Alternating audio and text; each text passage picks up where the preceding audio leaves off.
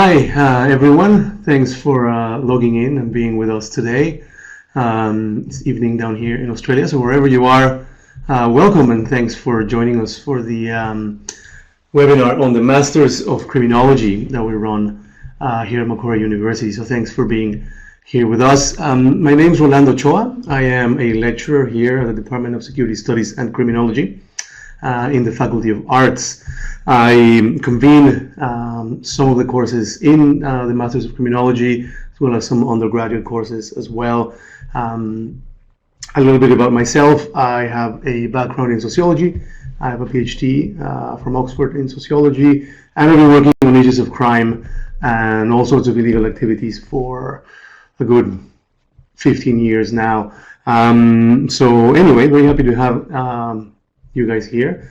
Please feel free to write down your questions at any point during the presentation, and I will get to them towards the end. What I'm going to be talking about today is, first of all, I'm going to be talking about a little bit about what I do personally, my research, what my expertise is in order to give you guys an idea of what exactly it is that us criminologists, at least here in academia, do, what kind of questions we look at. The second part of the presentation, I'm going to be talking about more specifically about the Masters in Criminology, which is brand new and is a very exciting development that we have here at the university and at the department specifically. We're very happy to have some very, very accomplished lecturers and people participating in the Masters. So definitely something to consider for you as you listen to this. As you listen and look at the presentation, I'd like you to be thinking a little bit about how we can approach different criminal problems through criminology. The idea is to give you a very broad sort of idea of what the kind of problems we are looking at. And I'm going to be talking first of all about violence, development, and the drug war in Latin America. I am Mexican myself. I work on Latin America, particularly in Mexico, where I've done work on all kinds of things, from ethnic mobilization, ethnic violence, to today more towards organized crime. I'm also trying to look at a little bit in the future at how organized crime and terrorism, for example, converge, and how we can analyze that particular relationship. So yeah, without further ado, we're going to start, and I hope you enjoy it and hope you follow through to the last part, and just feel free to ask any questions that you feel like. So first, we're going to be talking about violence, development, and drugs in Latin America. The title itself should give you an idea of what we do as criminologists. Violence is something we look at, is something we analyze, is something we want to understand what brings about violent episodes in any society, what makes people be violent. In that sense, we touch a lot on social psychology, for example. We also want to understand how different structural and socioeconomic processes affect crime. In this case, development, for example. Right? How does economic development affect crime? Why does economic development have a relationship with crime? You would think that maybe as countries develop, violence would be a problem that would be solved, right, by everyone being better off. But that's not necessarily the case.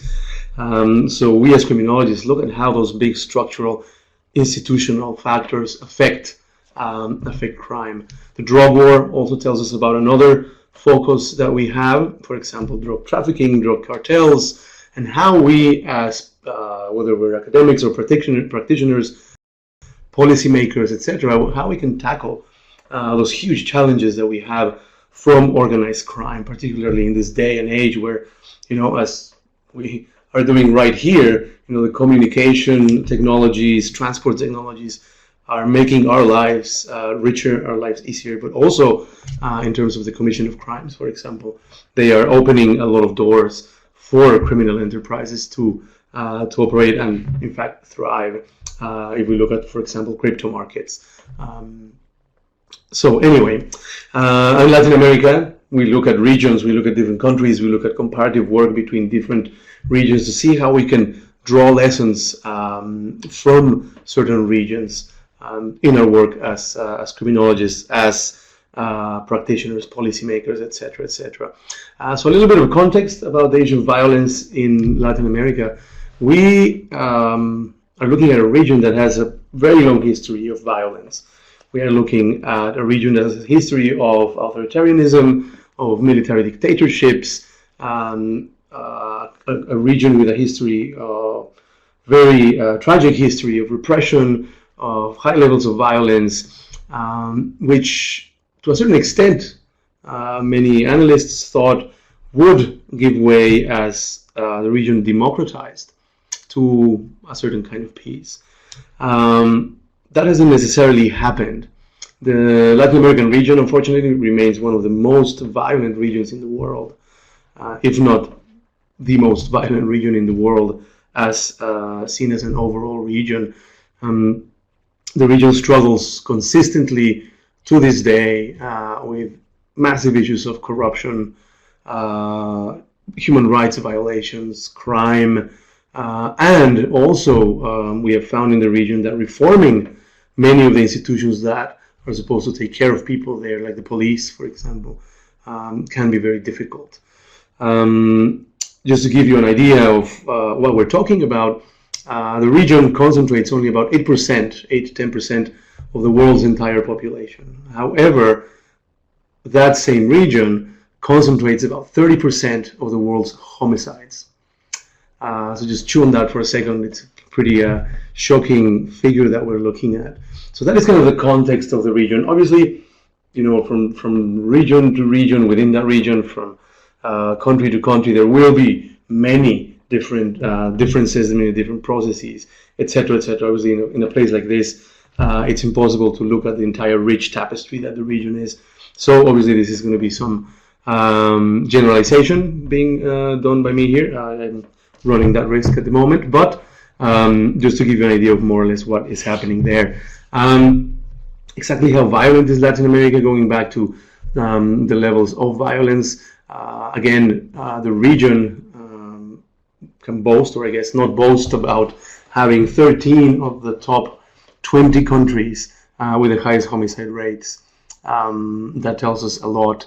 Countries like Honduras, Venezuela, Belize, El Salvador, as you can see, a lot of them in the Central American region, right? So another thing that, for example, we as scholars in criminology want to talk about and want to learn about is why these regions in particular have those very high levels of homicide. Why certain countries have higher levels of homicide, even within a smaller region like Central America, for example. But homicide is not just something, it's not the only thing going on in Latin America, unfortunately. There are many, many forms of violence that are exercised on a regular basis in the region, which are of concern to governments, to policymakers, to academics, to analysts. Just to give you an example, gender-based violence is a problem. It's a problem all over the world. It's definitely a problem in the Latin American region. This is what you can see there on your screen is some survey data that we have found on exactly how women experience gender violence in a couple of 3 countries in the region. Excuse me. For example, in Mexico, about 60 out of 100 women interviewed for this particular survey state that they have suffered some form of violence. 43% argue that they have suffered psychological violence. Those figures remain more or less the same, and perhaps even higher for a country like Ecuador, for example, where 63 out of 100 women report having been victims of some form of violence. By this we mean physical, financial, or verbal or psychological violence. There are many ways in which domestic violence can manifest itself. One of them obviously being the most obvious, which is physical violence, but also, you know, in removing economic power from the women in the household, for example, is another one, as well as some other forms of physical violence. So we're not just talking about a region in which homicide is an important fact of social life. We are talking about a region where There's other forms of violence, one of them being gender-based violence, which is something that we must tackle in the region, as well as in many other parts of the world. This has led to a terrible situation in which, as you can see there, and I apologize for bringing this chart up in Spanish. I hope it's kind of self-explanatory. This chart tells us what people think about violence in the region. You can see the countries there, and the first column is really the one you want to look at, which tells us the percentage of people in that country who think that violence is the main problem in the country. 61% in Venezuela, 45% in Costa Rica, 40% in El Salvador, 39% in Mexico, 34% in Argentina. So you have a lot of people in the region who think that security is the main issue that the country faces. It's not jobs, it's not, putting food on the table, it's not education.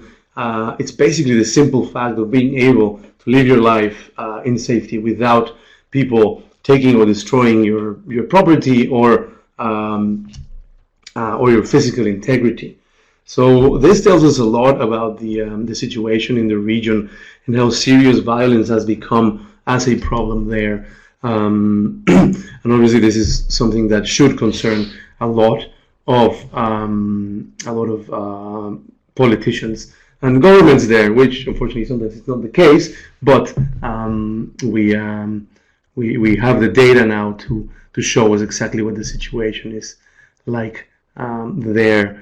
So Latin America is also a region, like most parts of the world, that has in the last few decades become incredibly urbanized. Right? Most, by some UN predictions, we know that in the very near future, about 75% of the entire world's population is going to be living in a city or in some type of urban area. That's a lot of people if you consider there's about 7 billion of us in this planet. And so violence in Latin America, like in many other places, has an urban dimension to it. Right?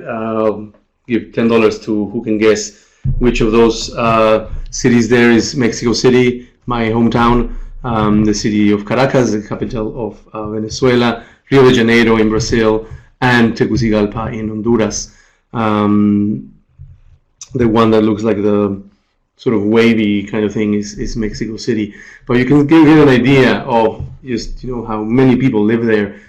These four cities, have populations of upwards of many millions of people who are living there. So there is an urban dimension of violence in the region where the cities are becoming the focus of a lot of the violence that is and crime that is happening there.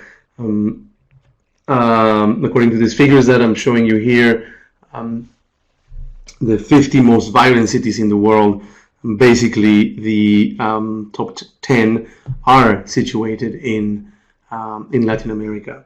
So we have there in that region 10 of the most violent cities in the world. If you look at the homicide rate over there at the end of the chart, you can see certain cities like Acapulco who have 104 homicides for every 100,000 people. That rate that it tells you is about for every 100,000 people. San Pedro Sula in Honduras has 171, which makes it the most violent city in the region there. So as you can see, throughout this sort of contextual part of the presentation, there is a bit of a problem, to say the least, in terms of violence and homicide in Mexico and in the region of Latin America. How have we tried to explain this problem as people who study this kind of issues? The interesting thing here to consider actually also about criminology is that we draw upon a lot of different branches of knowledge to try to explain and work with the problems that we are faced. Like, why is Latin America so violent?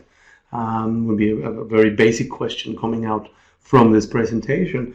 And we use, for example, tools within sociology, as I mentioned earlier.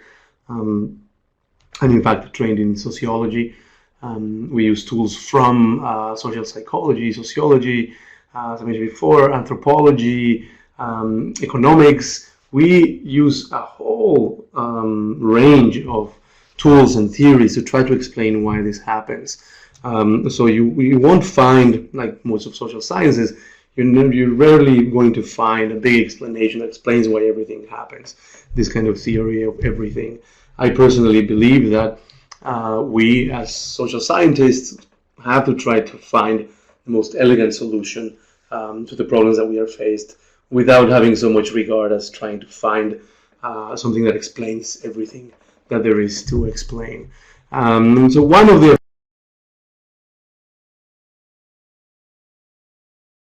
available explanations as to why Latin America has become so violent is this idea of violent pluralism. You can read about it there. It's by authors like Arias and Goldstein, whose work I happen to like a fair bit. It argues that violence has become in Latin America a way to basically manage power, to basically maintain a certain social order. As authors argue, violence sustains this particular form of democracy in the region. So violence is actually not something that is just an effect of things that have happened, but actually violence is a tool used by the political elites in the region to maintain power within that same region. Lately, we have been hearing a lot about populism, populists coming up in the developed world, etc., in the US, in Europe, etc. And this is something that we face in Latin America as well, that these authors call the populism of fear. Right? This idea of violent pluralism is a democracy that thrives on this notion of risk, of danger, and of violence to keep certain populations under control. For example, mostly the poor, the urban poor, the people living outside in the peripheries of the cities, in the famous, favelas in Rio, etc., etc. So these authors argue that there is structural importance to violence in the region, and that is why it's so difficult to make the changes necessary to address the issue of violence there. It's simply because it's not convenient for what they call the neoliberal democracy model that operates in the region to be questioned on those on those grounds. Other explanations that are out there as well are this idea of fear of crime, right? And it's again tying, as I said before, issues of crime, of fear, to larger processes of development. For example, the adoption of neoliberalism in the region. These authors argue that the adoption of neoliberalism actually has had a detrimental effect on trust, on the collective space, etc., which has also resulted in higher levels of violence. Right? So we live in what many of the critical criminologists call a risk society, where crime and security become the central facts of life, and you only need to, look at many political discourses that we hear all the time to hear that we're being presented a discourse of risk and of fear of crime, fear of economic crisis, fear of terrorism, fear of this, that, and the other. So that's another explanation. So we're looking at in the last few minutes, we've been looking at the local stuff, right? We look at how things have happened in Latin America, the violence that exists in Latin America, which is something as criminologists we do all the time. Another thing that we do, and something that I think is really important, we look at international factors and how these affect the local dynamics of different problems. The best example of that is the war on drugs. And the war on drugs is a worldwide phenomenon that started about 40 years ago by President Nixon, which has a lot of effects here in Australia, in Latin America, in every single country in the world. This particular policy, which basically is the prohibition of narcotics, and the criminalization of narcotics, and therefore the persecution of anyone engaged in narcotics by the police or the military, is a global phenomenon, and that has had particular effects. For example, in Mexico, you probably have heard about the violence going on there related to drug cartels, to drug trafficking. Well, that's all correlated to global phenomena like the war on drugs. The war on drugs, it has been largely proven a failure, and I know there'll be people around out there who might disagree. I think the consensus is getting to the point where we can say safely that not much has happened. If you look at, for example, rates of consumption, this is in the figures by the United Nations, it tells us that production and consumption hasn't really decreased. In fact, excuse me, I have a bit of a cold. Production has not really decreased in 40 years of drugs, and consumption hasn't actually also either decreased significantly since the beginning of the very famous war on drugs. So we're looking at other different answers to this. Right? There's a consensus that, well, the failure of the war on drugs leads us to new frontiers in the discussions of what we do with drugs. What do we do about drugs, which is something that we as criminologists, as practitioners, we need to figure out. What do we do about this?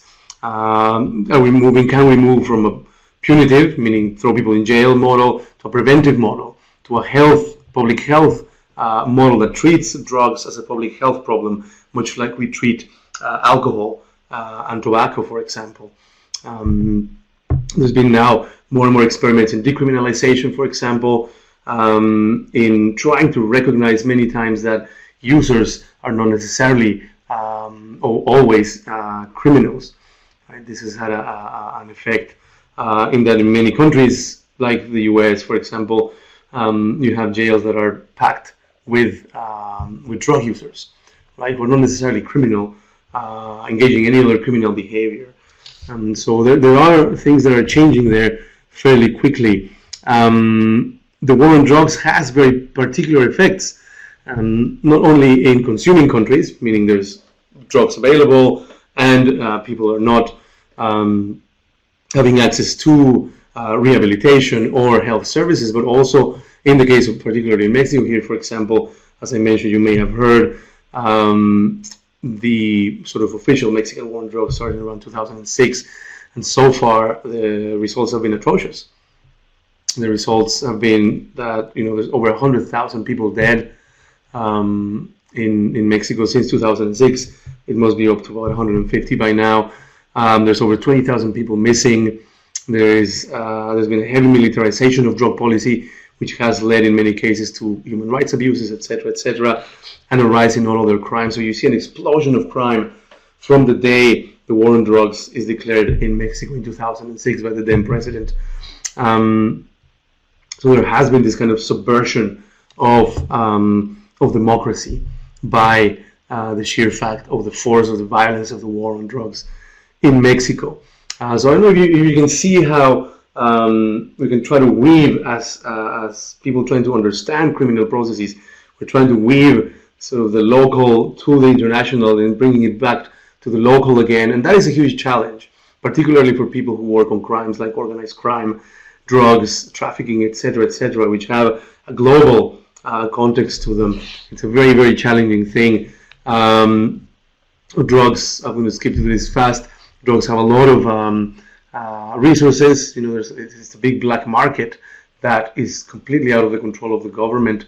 There's a lot of actors organized within that, including sometimes state actors and other groups. In Mexico, there's about 12 or so dozen drug cartels operating right now. So you can imagine the fierce competition.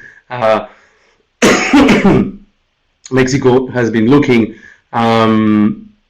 fairly good on the outside, but on the inside, there's a lot of detrimental issues that gangs and organized criminals have that affect directly the democratic process.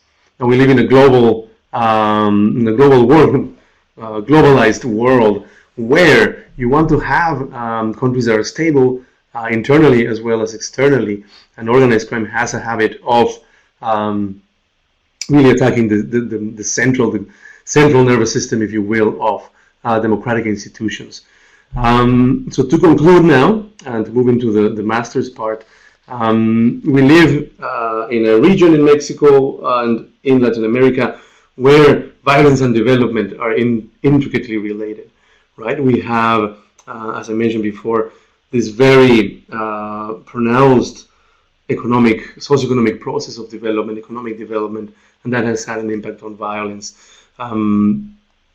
Violence sustains this idea of exclusion. Violence sustains, a very high level of anxiety within the population, and we as criminologists want to do something about it.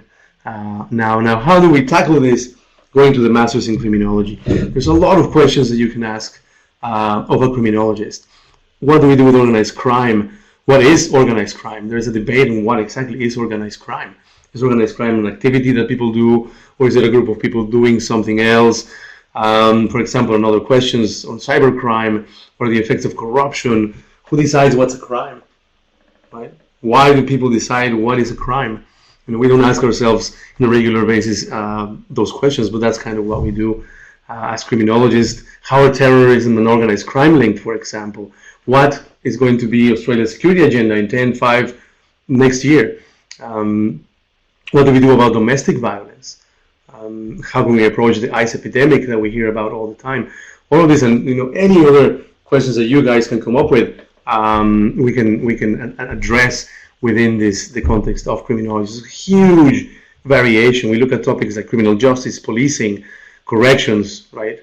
How do we rehabilitate criminals? Can we rehabilitate criminals? What does crime prevention look like? And another policy analysis. Now, why do you want to? I'm going to start reading some of the questions. I'm going to leave that slide out there. And excuse me. The computer just did something fun here. There we go.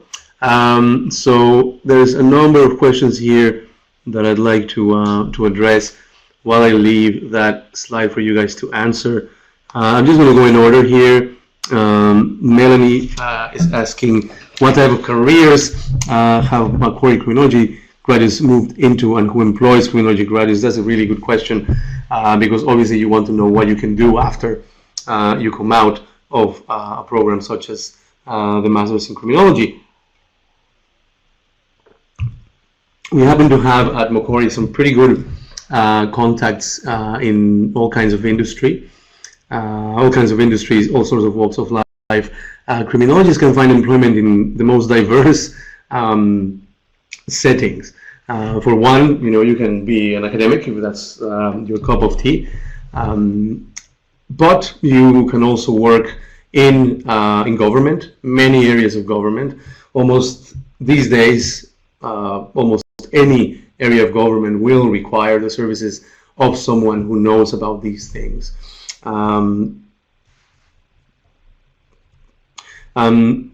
For example, we have a very exciting also, and that should be something that I find very exciting, very interesting for prospective students. We have a very exciting program that has an internship program. We have our internship unit in which we place our top students with leaders in the field. We have a lot of partners there. For example, corrections, private consultancy firms, the big ones. I don't know if I can say their names, but the big consulting firms with the acronyms and all of that. Which ones they are. We've seen people go into private enterprises, providing security knowledge for example, retail. We've seen people go into corrections, working with correctional facilities, in a lot of areas of expertise down there, from rehabilitation, how you manage inmates, etc., etc. We have placed, for example, interns in the government departments down in Canberra, all kinds of government departments, like agriculture, for example. All of those government agencies have a need to employ people who know about illegal activities, who know about crime, about security, about cybersecurity. every single government department, private enterprise, supermarket, corporations need someone who is well versed on cybersecurity and cyber threats, for example, espionage, etc., etc. These are, as you can see there, the skills that you need and you will acquire in the masters here. Another question is about the practical elements of the learning. As I said before, I think the internship program is the best example of how practical we actually are in the program. You will get hands-on in the internship unit, which I convene along with another colleague. We will get hands-on knowledge and practice with people who are involved in security, in criminal analysis, etc., within the private sector or the public sector, or indeed academia, NGOs as well, NGOs who look at, for example, anything from political extremism to domestic violence, etc., etc. So you have, we do have that program, which is really, really amazing. As I said, I convened it since the beginning of this last semester, the end of last semester, and I'm very excited to be doing this because it really allows me to talk to students and to talk to practitioners and to tell us what exactly they need. We also have I'll have to say we have some fairly amazing people working in the department. As a graduate student, you do have contact in a much more close manner with the staff at the department, who includes, people who come from the practitioner background in policing, terrorism, counterterrorism, organized crime, cyber crime, crypto markets. We have a really amazing pool of experts in the field, and because we are the Department of Security Studies and Criminology, it means that when you do the Masters in Criminology, you get to also, learn. If you take the opportunity, you can also learn a lot from how these two areas coalesce, which is something that we believe needs to happen soon, and that normally security studies and criminology were dealt with sort of apart, as if they were two different things. I believe that that's no longer the case, particularly, for example, if you look at how terrorism and organized crime can interact with each other.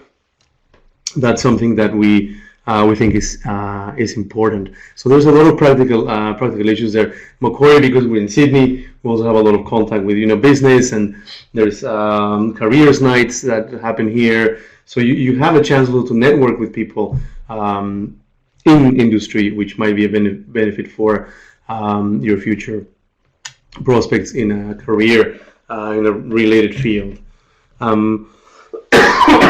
Excuse me again. About the now another question from Wilson Irenki. Is there any incentive that can be used to reduce this drug trade? There are incentives to reduce the drug trade.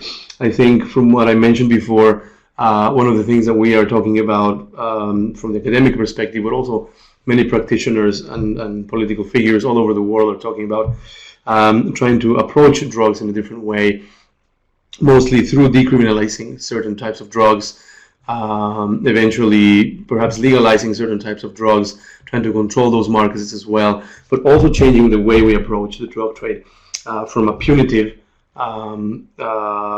approach which seeks to punish those who are engaged in it as consumers or as dealers or as producers, to one that deals with the problem as a healthcare issue, as a health problem. As I said, kind of the way we deal with alcohol today. We try to deal with the harms that alcohol causes. We try to deal with the populations which are addicted to alcohol or who enact violence when under the influence of alcohol, while not trying to prohibit everyone from engaging in the consumption of alcohol. So that's one incentive, and the discussion, from what I see, in many arenas is going towards that. So I think that could help. Another one, another question that we have here. We're getting some good questions that I'll try to get to in a second. So elements, practical elements. We've talked about the practical elements. Statistics. Criminology works a lot, like many other areas of research these days. We work a lot with statistics. Now, you don't necessarily need to be a stats wizard to do criminology. I myself, while I can work with statistics, and I do, sometimes I am not an expert statistician. So you don't need to have that skill. You can have that skill if you want, but you definitely do not need to be a statistics expert to enroll in the program, or even to carry out criminology. I think social science, particularly sociology, criminology, is moving to a point where we're not as divided as we used to be between those who did statistics and those who didn't do statistics, and everyone just thinking that the other one didn't know what they were talking about. What we try to do now is we try to get the best of all methodologies, whether you're talking about going into the sort of big data and seeing what you can find there, the massive data sets that we are being able to access now, to the very micro ethnographic kind of work that many of us in criminology also do, to try to understand, for example, how different types of communities react to crime, how different individuals, how different types of communities can react to crime. So that's a different approach. So no, you don't need to be a statistics expert to be able to be a criminologist and be to enroll in the program. So let's see another question about statistics. So from Sabrina, asking, who's a risk analyst for a bank with anti-money laundering division, was wondering whether criminals will find other alternative ways to get past organizing crimes apart from using banks as a tool.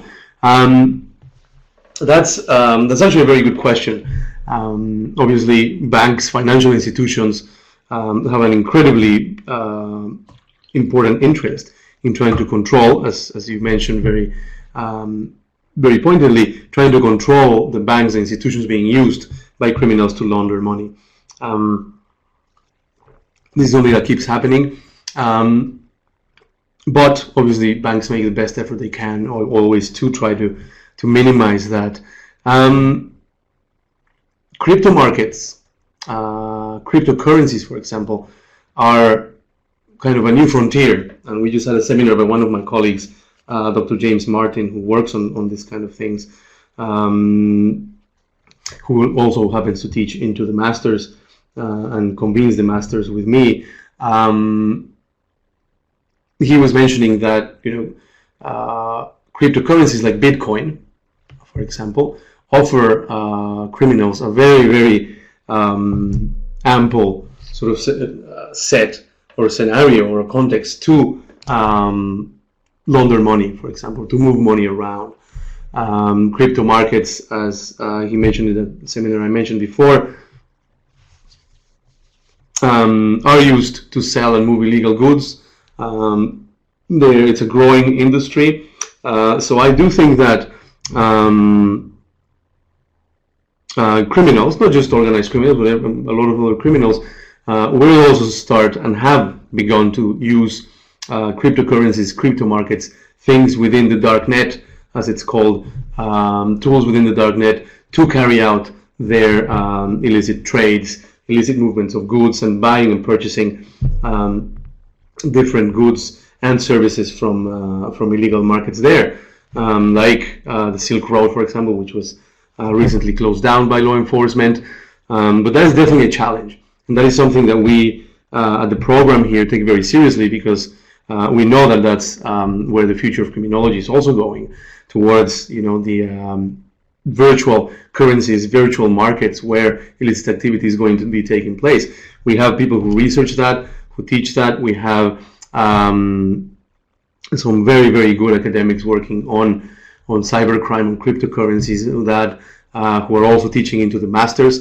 So that makes it also a program that is very, very cutting edge. So we're not just looking at organized crime in the sort of more typical sense, but we're also looking at how different technologies are affecting crime, and that's, I think, very important. Let's see who else has a question from Wilson again. I have a master's in environmental management and policy with a capacity of 3.2. Do I qualify? Wilson, yes, I believe you do.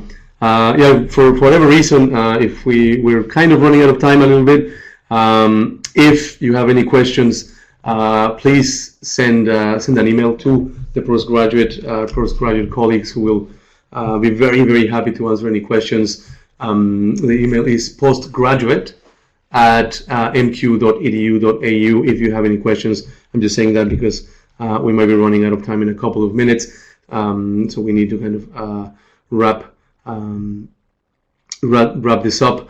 As I said, I'm very excited of being a part of this new master's program. It has very, very practical elements.